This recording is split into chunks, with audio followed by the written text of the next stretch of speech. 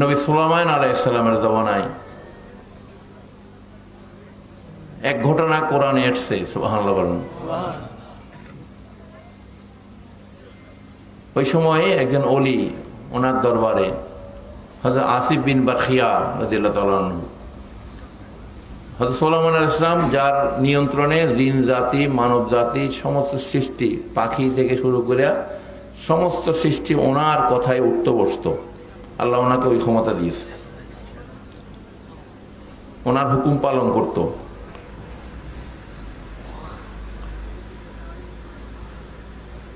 পার্শ্ববর্তী দেশের রানী বিলকিস, ওনাকে সুলাইমান আলাইহিস সালাম ইসলামের দাওয়াত দিয়েছে।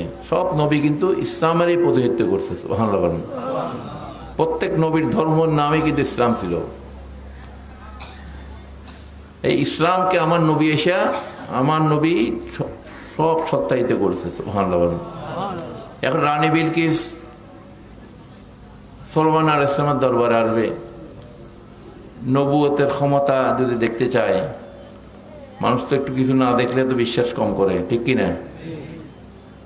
আমাদের দেশের মানুষরা আছে না এরকম? যেহেতু একটা রানী, বিরাট একটা রাজত্বের সম্রাট, সম্রাজ্ঞী, সুলাইমান আলাইহিস সালামের খেয়াল হইল যে ওই রানী বিলকিসের যে সিংহাসন কয়েকশো মণ ওজনের, এই সিংহাসনকে বিলকিস আসার আগে, রানী বিলকিস ওনার দরবারে আসার আগে এই সিংহাসনটা এনে উনি ওনার সিংহাসনের পাশে নিয়ে বসাবেন। রানী বিলকিস যেন আইসা দেখতে পাই, কিরে আমার সিংহাসনে এখানে কেমন এলো।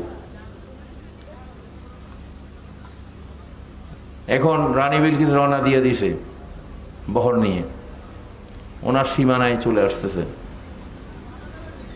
এখন সুলাইমান আলাইহিস সালাম ওনার রাজ্যের সবার মধ্যে বললেন, এই কে আসো?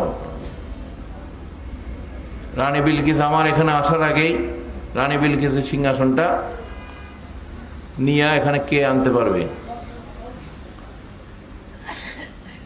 নবী কি পারতেন না?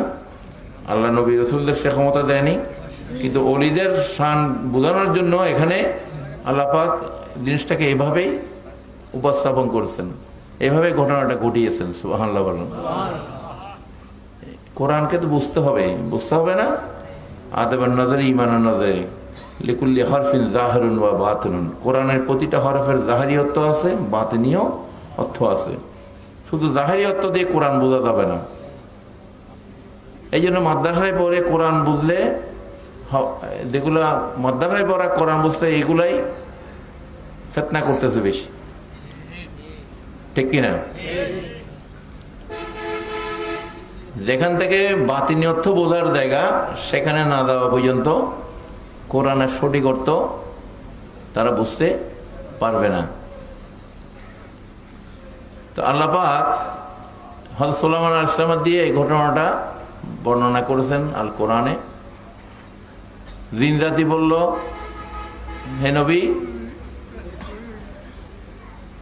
এই সিংহাসন এত ওজন, এত ভারী যে রানী বিলকিস আসার আগে আমরা এটা আনতে পারবো না। জিন জাতি কি করলো? অপারগতা প্রকাশ করলো যে আমাদের পক্ষে সম্ভব হবে না, এটা এই জিনিস আমরা এত তাড়াতাড়ি আনতে পারবো না, আমাদের সময় লাগবে অনেক। যখন অপারগতা প্রকাশ করলো জিন জাতি, আর কেউ পারতেছে না, আরো যারা যারা আছে সবাই সারেন্ডার। তখন এই আল্লাহর ওলি, ওই সবাই ছিল, উনি আস্তে আস্তে করে দাঁড়াইয়া বললেন, হে আল্লাহর নবী, যদি আমাকে দায়িত্বটা দেন, হয়তো আমি একটু চেষ্টা করে দেখতে পারি। সুবহানাল্লাহ বলেন। তো সুলাইমান নবী বললেন, তো তোমার সময়টা কতটুকু লাগবে? সময়টা কতক্ষণ লাগতে পারে তোমার এই কাজটা করতে গেলে? আপনি চোখের পাতা বন্ধ করবেন, আর মানুষ যতক্ষণ লাগে চোখের পাতা বন্ধ আর খোলার আমরা করি না, বেশিক্ষণ করি? হ্যাঁ, 1 সেকেন্ডের চেয়েও কম। চোখের পাতাতে বন্ধ হয়, খোলে, আপনি শুধু এই সময়টা আমার দেন, আপনি এই সময়টা দেন, হয়তো আমি আল্লাহ যদি চায় আমি হয়তো আপনার কাজটা করে দেবো। সুবহানাল্লাহ। তো এই ঘটনাটা আল্লাহ পাক কোরআনে বর্ণনা করেছেন। একজন অলি, আল্লাহ চাইলে এই ক্ষমতা কার? আল্লাহর। সুবহানাল্লাহ। আল্লাহর অলি আল্লাহ হয়েছেন বলে আল্লাহ পাক কি ওনার বন্ধুকে কি করেছেন? কাজটা করতে দিয়েছেন। সুবহানাল্লাহ। এটা হচ্ছে বিশ্বাসের জায়গা। আপনাকে এই জায়গায় বিশ্বাস করতে হবে। আপনি যদি সত্যিকার ওলি আল্লাহদের, নবী রাসূলদের মর্যাদা কারামতকে অস্বীকার করেন, এটা আল্লাহকে অস্বীকার করা হবে, আল্লাহর ক্ষমতাকে অস্বীকার করা হবে। ঠিক কিনা?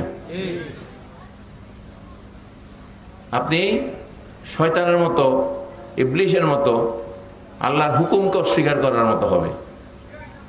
ঠিক কিনা? তো এই ঘটনাগুলা আল্লাহ পাক কোরআনে এরকম অসংখ্য ঘটনা বর্ণনা করেছেন। আলহামদুলিল্লাহ বলুন। হয়তো খিজির আলাইহিস সালামের ঘটনা আছে না? উনি একজন আল্লাহর ওলি। হয়তো মুসা কালিমুল্লাহর সাথে ওনার যে ঘটনাগুলা সূরা কাহাফের মধ্যে এবং বিভিন্ন সূরার মধ্যে আল্লাহ পাক ওনার নবী রাসূলদের ঘটনা যেরকম বর্ণনা করছেন, ওনার ওলিদেরও আল্লাহ পাক বর্ণনা করেছেন। আলা ইন্না আউলিয়া আল্লাহ লা খাউফুন আলাইহিম ওয়া লা হুম ইয়াহজানুন। সাবধান, আল্লাহ পাক বলছেন, যারা আমার বন্ধু, সত্যিকারের বন্ধু, শয়তানেরও আর বন্ধু আছে। আল্লাহ বলছেন আল্লাহর বন্ধু, অলি আল্লাহ, অলি শয়তান না। অলি মানে বন্ধু, শয়তানেরও তো বন্ধু আছে না? আর যারা অলি আল্লাহ, আল্লাহ পাক যাদেরকে আল্লাহর বন্ধু বলছে,